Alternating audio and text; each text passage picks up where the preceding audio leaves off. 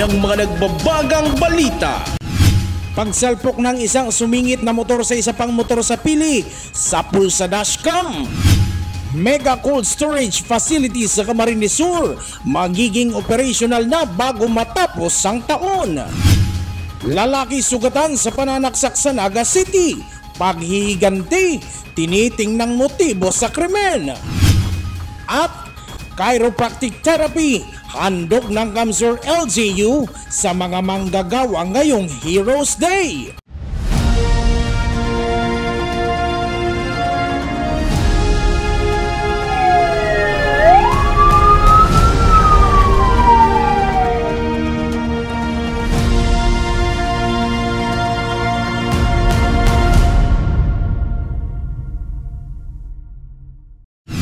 Magandang gabi. Narito ang mga maiinit na balita sa Camarines Sur.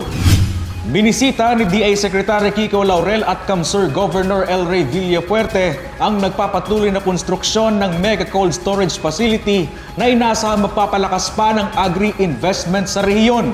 Pasilidad magiging operational na bago matapos ang taon. May ulat si John Amador. Personal na binisita ni Department of Agriculture Secretary Francisco Laurel Jr. nitong Sabado, August 23 ang nagpapatuloy na konstruksyon ng Mega Cold Storage Facility sa Pili, Camarines Sur. Kasama ni Secretary Laurel sa pag-inspeksyon sa 500 million mega facility si Camarines Sur Governor El Rey Villafuerte. Ang pasilidad, isa sa mga major infrastructure facility ng Department of Agriculture, katuwang ang Provincial Government of Kamsur. I'm very happy to see nga na yung progress sa pag-iikot at tuloy-tuloy ang ikot natin. Ito ay matatapos ng Disyembre, 2,600 pallet position ito. Hindi ito yung mga traditional na ginagawa ng DA na maliliit na ito malalaki na para masilbihan at matulungan ang ating farmers na ma-preserve yung kanilang produkto at maibenta to ng sa tamang halaga kung kailan nila gusto, dahil mas matagal na pwede itago, at saka siyempre mas fresh ang magiging produkto at mababawasan yung spoilage na tinatawag o yung tapon. Oras na matapos ngayong December 2025, inaasahang mas mapapalakas ng pasilidad ang food security, trabaho at oportunidad ng mga magsasaka sa Kabikulan, maging Karatig Rehiyon. Pasalamat tayo sa Pangulo, kay Secretary Kiko na nabigyan tayo ng ganitong Mega Cold Storage Bicol. It will only serve not only Kamsur, Bicol at mga produkto ng Visayas, Mindanao dumadaan dito. Malaking tulong to sa ating mga farmer dahil madadagdagan ng value-added services, ma-encourage yung farmer na hindi lang magtanim ng iba't ibang produkto. Patunay talaga na under the leadership ng ating Pangulo ni Secretary Kiko na ang farmer talagang matutulungan at dagdag kita sa kanila. Yan talaga objective namin dito. May kapasidad ang Mega Cold Facility na mag-imbak ng mga agricultural commodities tulad ng gulay, karni ng baboy at manok, maging isda. Equip rin ito ng solar-powered system para sa mas mababang konsumo sa kuryente, blast freezer at processing, maging packaging area para sa iba't ibang produkto ng mga magsasaka. Magkakaroon ito ng 6 na refrigerated warehouse na may kayang iimbak ang nasa 1,300 toneladang agri-products. Samantala, kasama si Governor El Rey ay nakipagdialogo sa Secretary Laurel sa mga magsasaka sa probinsya upang direktang mapakinggan ang suliraning kinakaharap ng mga ito at mabigyan ng agarang solusyon. Dahil sa pagmamahal ng abono, kagaya ng urea na ayon sa kalihim, isa ang pagtaas ng presyo ng langis sa pangunahing dahilan ng pagtaas ng presyo nito. Ako ay nag-aaral din ng organic farming. Ngayon po, ang masasabi ko lang po, sa pili po, maraming resources na pili mapupunan ng mga ingredient tungkol sa organic farming. Sa pili po, maraming planta. Mayroon pong engineer. Maraming po sa pili ang na-convert namin na organic fertilizer. Sana po hindi po namin po tuloy na sana suportahan po ang organic farming at kumpliti po kayo po dito sa pili na processing plant ay processing ng organic fertilizer. Magiging partner tayo sa DA. Lahat na gusto mag-member sa paligid ay bibigyan natin ng inputs. Fertilizer, money, may cash assistance pa. At ang usapan na ibenta dun sa processing sa magandang presyo ang magbibili ang gobyerno para mabenta yung bigas ng mura. Masaya naman si Tatay Ramon at siya mismo ay linapitan ng kalihim na nagpakita ng interes sa kanyang pahayag.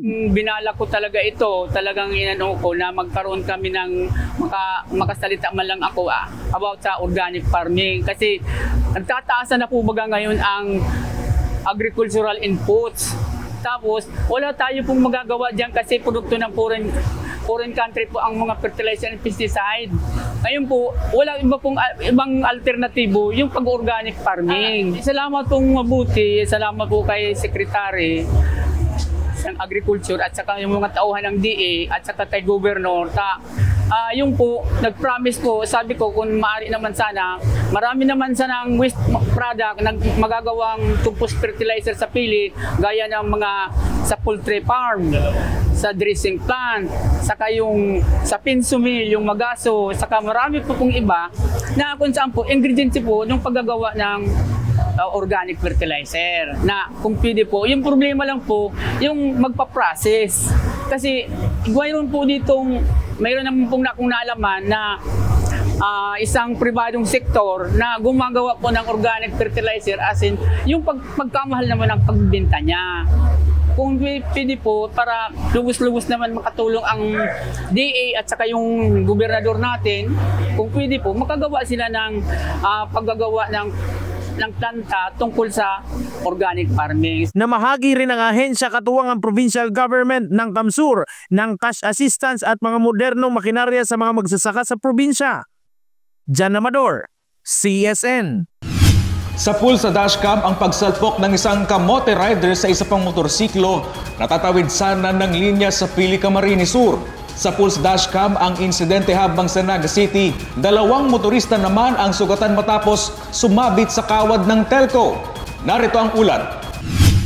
Sa Pulse Dashcam video na ito ang pagsalpok ng isang motorcycle rider sa isa pang motorsiklo sa kahabaan ng Daang Maharlika Highway sa Kadlan, Pili, Camarines Sur nitong Sabado, August 23. Makikita sa video na paliko sana sa kabilang linya ng kalsada ang rider at angkas nito nang masalpok ng sumingit na motorcycle rider na mula sa direksyon ng kasentrohan ng Pili. Sugatan ang 2 rider ng motor na nagpapagaling pa sa ospital. Nagpapatuloy pa ang investigasyon ng Pili Police sa insidente. Nakuna ng CCTV ang pagsemplang ng motorsiklo ng hindi na pinangalanang rider sa Zone 7 San Rafael, Carayan, Naga City matapos sumabit sa isang kawad ng telco gabi nitong Sabado, August 23. Rumisponde ang ilang residente sa lugar at nadala ang biktima sa ospital. Sa pahayag ng Kasurekodos, nilinaw nitong hindi sa kanila ang nakalaylay na wire na nakaaksidente sa motorista. Pagmamay-ari raw ito ng telecommunications company. Samantala, bumakat din sa lieg ng motorista ang wire matapos itong mapadaan sa diversion road Naga City nitong Biyernes. Ang biktima kinilalang si Lloyd Alice na nananawagan na maisaayos sa mga nakausling mga kable ng internet at telephone company sa lungsod sa lalong madaling panahon upang maiwasan ang kahalintulad na insidente. Jan Amador, CSN.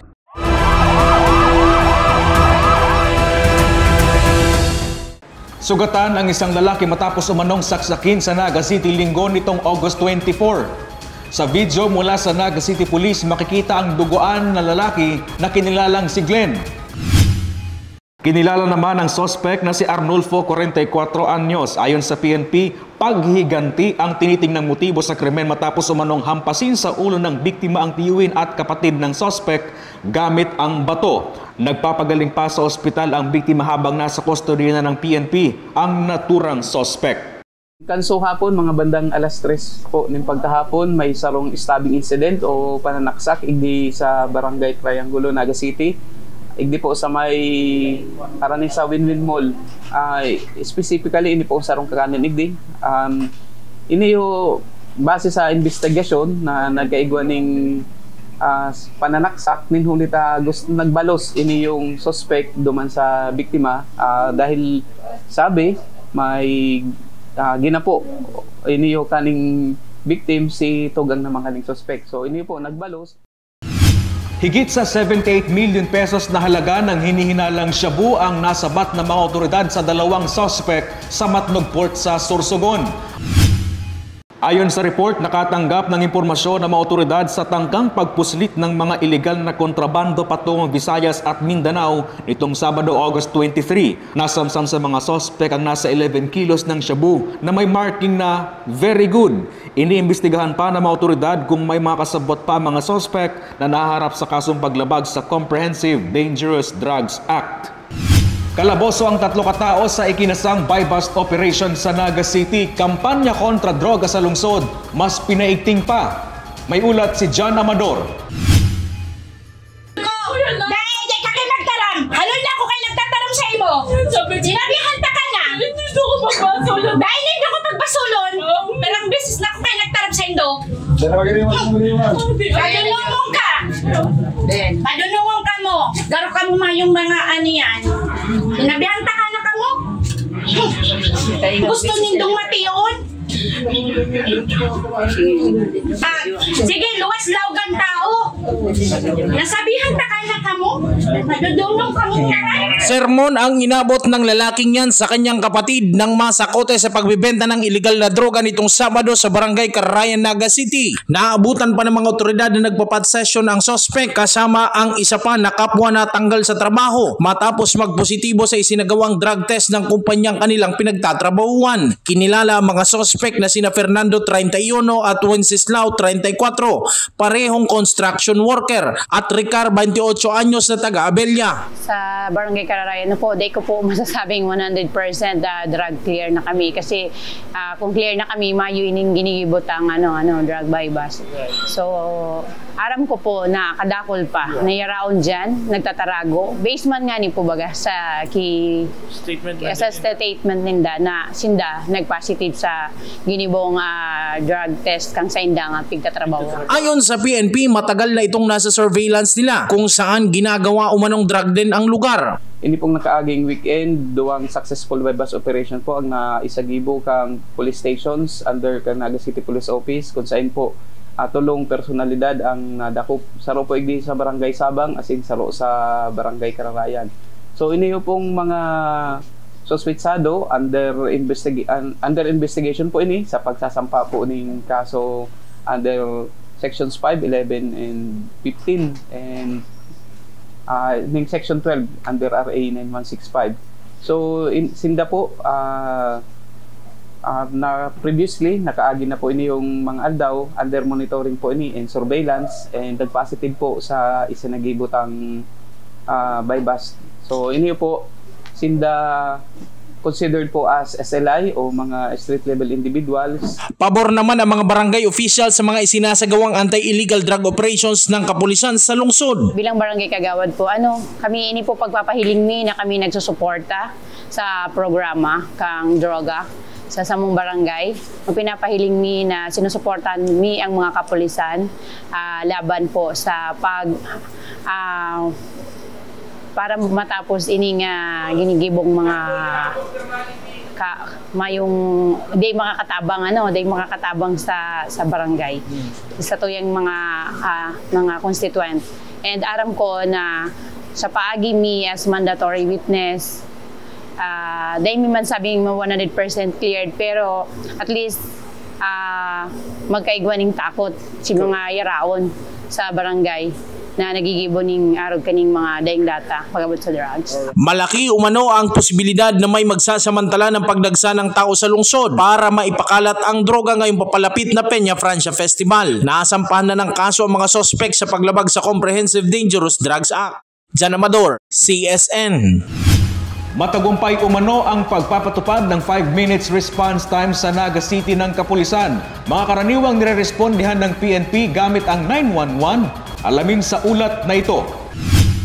Matagumpay ang ipinapatupad na 5 minutes response time ng kapulisan sa Naga City. Ang 5 minutes response time ay ang flagship program ni PNP Chief General Nicolas Torre III na ayon sa Naga City Police Office, ang matagumpay na pagpapatupad na mabilis na pagresponde ay resulta ng kahandaan ng PNP mula sa simulation exercises araw-araw. Talagang kung nasusubukan ang bilis ng ating kapulisan dito sa Naga, lalo na itong sa flagship ng ating Chief PNP, itong 5-minute response time. Yung mga insidente, ito po talaga sinisikap namin na hindi tayo umabot sa 5 minuto na pagresponde.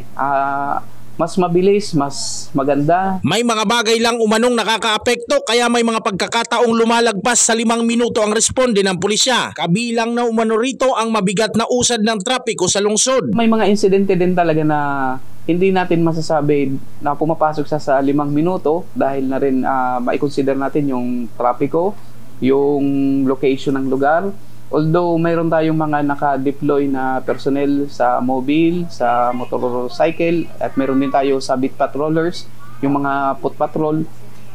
Pero yung sa 5 minute, ito lang po yung sukatan natin kung gaano tayo kabilis magresponde. Pero sa ngayon wala tayong natatanggap na reklamo o negative na komento na yung kapulisan po hindi nakapag-responde sa amin ng 5 minuto. Dahil na din sa isinasagawa natin araw-araw yung simulation exercise. Samantala, vehicular accidents ang madalas na rinirespondihang insidente ng PNP.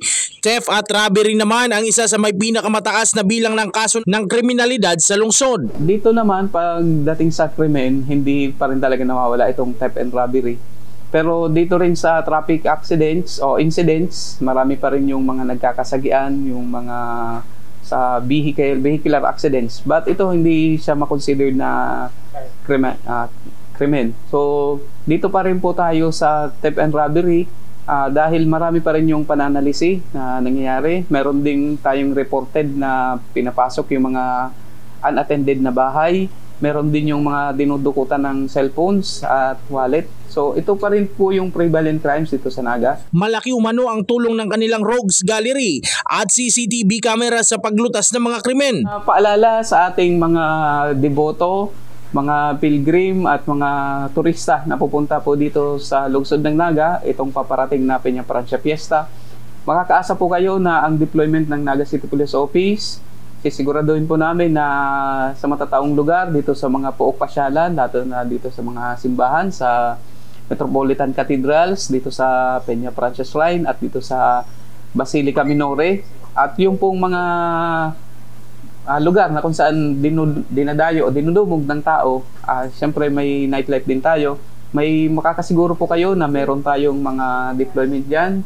Sapat ang bilang ng ating kapulisan, lalo na hihingi pa tayo ng augmentation force galing sa Police Regional Office 5. Subalit, wag po nating pabayaan ang ating personal security, lalo na sa ating mga gamit. Wag po nating pabayaan na maging biktima tayo. Jan Amador, CSN. Pinangunahan ni DA Secretary Francisco Laurel kasama si Governor El Rey Villapuerte ang kauna-unahang Cacao Congress sa Bicolandia. Aktibidad, layag mapalakas pa ang industriya ng pagkakakao sa Bicol Region. Narito ang ulat. Hindi pinalampas ni DA Secretary Francisco Laurel Jr. na dumalo sa kauna-unahang Bicol Cacao Congress at 4th Cacao Festival na ginanap sa Naga City. Kasama si Kamsur Governor El Rey Villapuerte, dumalo ang mga opisyal sa aktibidad lalo't isa ang kakao sa pangunahing produkto ng probinsya at gumagawa ng sariling pangalan sa chocolate industry. Ayon kay DA Secretary Laurel, malaki ang potensyal ng kakao industry sa probinsya na makipagsabayan sa world market. Possible, from Bicol Cacao, we born the name. We wanted to be a brand of excellence, recognized here and abroad for quality, sustainability, and hype. Yan ang pinaka-importante, yung pangalan natin sa merkado. If we can ensure yung ating quality ay maganda at magkaroon tayo ng pangalan, hindi na tayo kailangan pumunta sa kanila. Sila pumunta sa atin. Ayon kay Governor El Rey Villapuerte, bunga ng pagkakaisa ng gobyerno, private sector at mga magsasaka ang unti-unting pagkakalagay sa mapa ng Kamsur at Bicolandia sa larangan ng cacao production. Today reminds us of a simple but powerful truth. When government, private sector, farmers group, and our local government units work together, we can transform challenges into opportunities and dreams into reality. The cacao industry is a perfect example of how collaboration can uplift lives, strengthen communities, and put Bicol and Kamsur in particular on the map of world-class cacao production. As Governor of the Province of Camarines Sur, I reaffirm my full commitment to support our cacao farmers and the entire value chain. So, kailangan lang po ng assistance ng ating farmers na mabigyan sila ng training sa tamang pag-aalaga sa cacao. So, hindi lang po kasi yung biglang tinatanim at iiwanan. Ngayon po nakikilala ng Pilipinas na isang source ng masarap na tsokolate. Kami po ay natutuwa sa suporta ng ating DA Secretary Francisco Laurel na nakikilala na at nabibigyan ng suporta ang CAMSUR ay ang cacao industry dito sa Camarines Sur. So kami pong mga stakeholders, mga farmers and processors, we are looking forward sa mas magandang collaboration ng private sector at ng ating gobyerno. Dahil sa tropical na klima at lupang mayaman sa nutrisyon sa probinsya, angkop ito sa pagpapalago ng cacao plantations. Sa katunayan, ang cacao ng Pilipinas ay nagsisimula ng makilala sa buong mundo dahil sa mga fine flavor beans nito. Kinikilala na rin ito sa premium chocolate industry. Jan Amador, CSN. Nagpapatuloy ang water rationing ng water lorries ng provincial government ng Camarines Sur, lalo na sa mga lugar na nakakaranas ng mahinang supply ng tubig tulad na lang sa bayan ng Milaor. May ulat si Eli Balbin.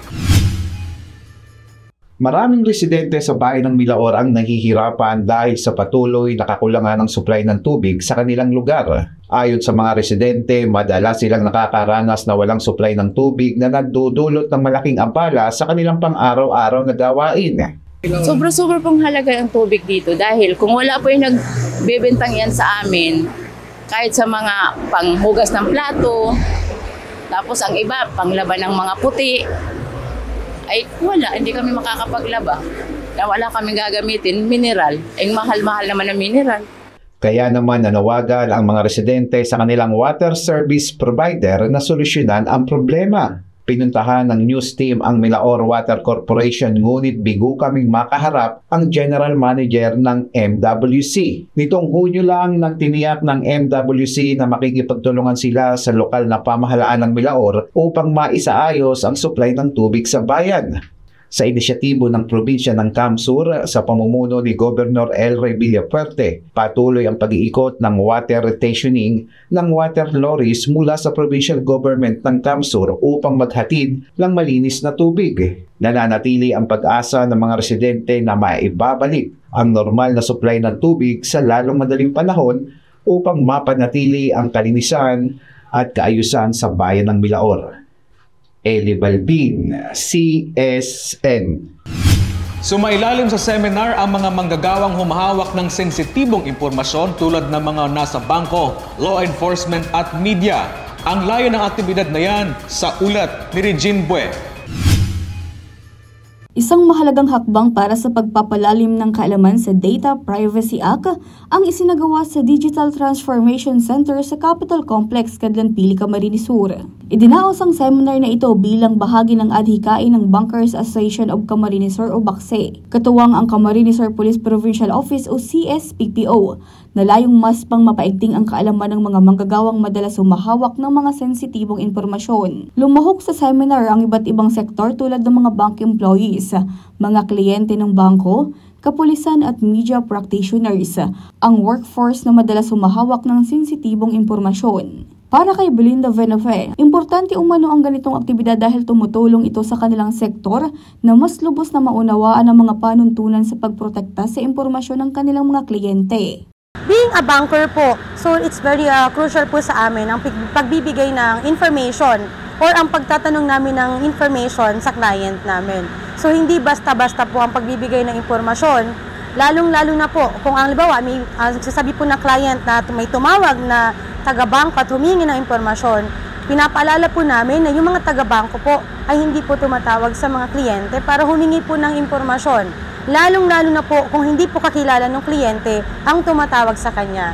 So, mas maganda po magbisita po sa aming branch kung saan man po ang bangko niya and dun po namin hihingin yung mga impormasyon na kailangan. Binigyang diin rin ang papel ng mga media practitioners sa pagrespeto at pag-iingat sa mga personal na datos ng mga tauhan at individual na kanilang naiuulat.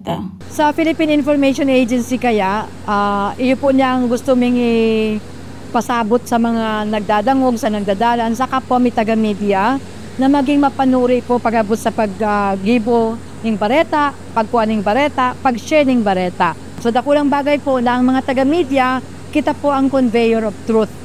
Kita po sinag frontliners of truth and democracy and po kayang itong pagiging fair sa pagbabareta. Kasi po ang nagdadangog sa tuya ang taong bayan.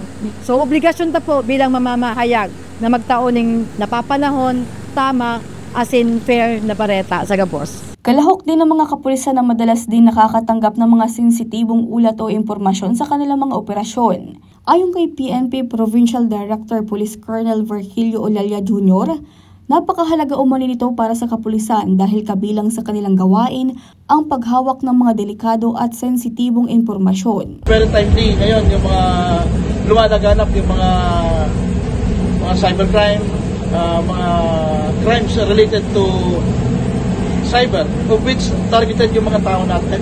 Yung iba naman with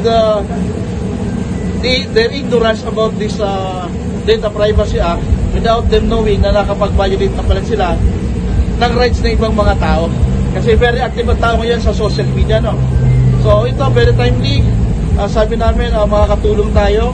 Hindi lang PNP ang tuturuan natin, but then yung mga stakeholders, that's why andito kayo, members of the media and other agencies mo ng government. Sa panahon ng digital age kung saan isang click lang ang kailangan para makuha ang impormasyon, mahalagang matutunan ng bawat isa ang tamang paggamit at pagprotekta sa mga personal na datos mula man ito sa bangko, media o sa hani ng kapulisan. Regine Boy, CSN. Hindi lang lagatok kundi ginhawa ang naramdaman ng mga naka-avail ng libreng chiropractic therapy. Handog ng provincial government ng Camarines Sur. Ang benefits niyan, pinaliwanag ng isang health expert. Narito ang ulat. 2 taon nang dinadaing ni Melinda Flores ng Calabanga, Camarines Sur ang pananakit ng kanyang likod at kanyang braso. Hassle na umano ang pananakit ng kanyang likod at braso na pabalik-balik lang. Pag nahihilot, nahahali. Tapos, pag balik manggiraray. Dati kaya, pag nag-aano ako, na, apod ka ni, pag mawalis-walis baga, nagatok siya, namamaga, makulog. Isa lang si Melinda sa mga manggagawang na benepisyohan ng libreng chiropractic services ng provincial government ng Camarines Sur sa pamumuno ni Governor El Rey Villafuerte, katuwang ang Camara Institute of Chiropractic Sciences. Mula pa sa bansang Malaysia ang mga estudyanteng nag-aaral ng chiropractic medicine. Libo-libo ang gasto sa per session ng chiropractic services, ngunit inilapit ng probinsya ang medical services na ito sa publiko ng libre, lalo na sa mga manggagawang nakakaranas ng pananakit ng katawan. Medyo mahal per session. So sabi mi, actually, tayo makaka-afford yung mga na-injured or may mga pain. So may mga in-pain kita. Dahil medyo mahal talaga kung mapakonsult ka pa lang, 3.5 actually, 3 and up.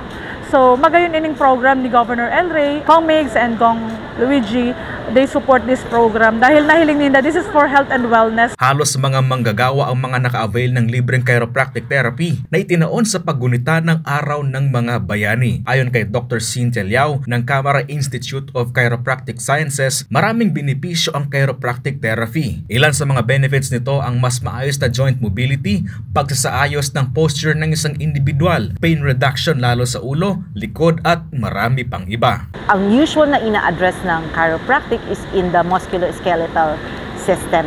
So, soft tissues, muscles, bones, no? Especially the spine. So, we address that through manipulation. Pinuri rin ito ang pamumuno ni Governor El Rey dahil sa paglapit ng ganitong medical services sa mga nangangailangan. We were thankful for the CAMSUR local government, no? They are very conscious na itong chiropractic is really expensive. Ino-offer natin ito, ino-offer ng government, nag-partner with us para matulungan din ang community.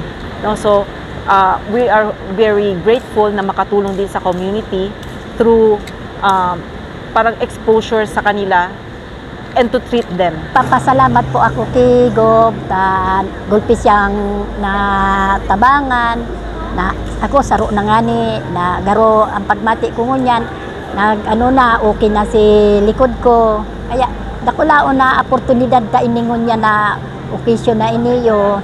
Nagpapasalamat kami paulit-ulit kay Gob.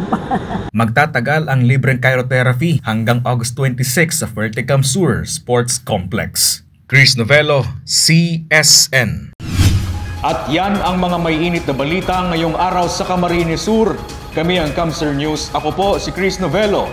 Diyos mabalos sa pagtitiwala.